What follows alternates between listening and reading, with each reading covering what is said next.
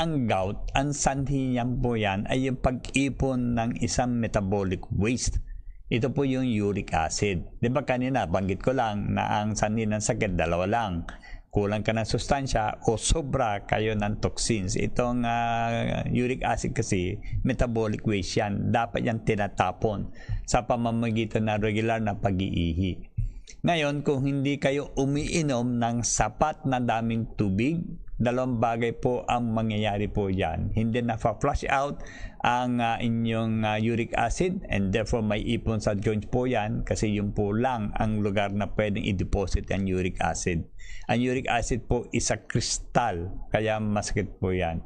Secondly, pag hindi kayo uminom ng sapat na daming tubig, ang katawan po ay magbibigay ng signal ng kakulangan ng tubig. At ito po yung aray.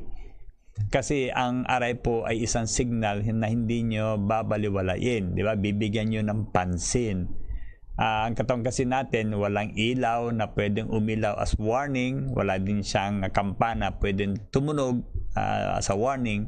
Ang pain po is the sensation na ito ay isang warning na may nagaganap na hindi maganda sa ating katawan. At ang tubig po ang solusyon sa mga aray. Okay? So, ang gagawin nyo po, uminom kayo ng sapat na daming tubig na mayroong mineral drops. Ang gagawin ng mineral drops, i-neutralize ang inyong uric acid, lulusawin po yan. At yung pag-inom ng sapat na daming tubig ay magpa-flush out itong mga uric acid para hindi kayo magkaroon ng gout, although hindi tayo magic. Okay? And isa pa is yung diet.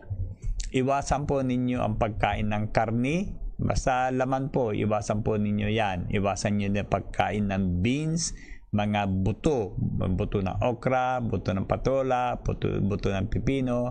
Okay, iwasan nyo po yan. Pati nuts, iwasan. And then, kumain po kayo ng maraming celery, bell pepper, pipino na walang buto, bawang at sa turmeric o luyan dilaw. Okay? Yung bawang at saka luyan dilaw, ang gagawin nyo po is tatarin nyo ng pinong-pino, gagawin nyo seasoning dun sa pagkain na niluluto nyo para habang kinakain nyo yung pagkain, nakakain nyo din yung luya at saka yung bawang.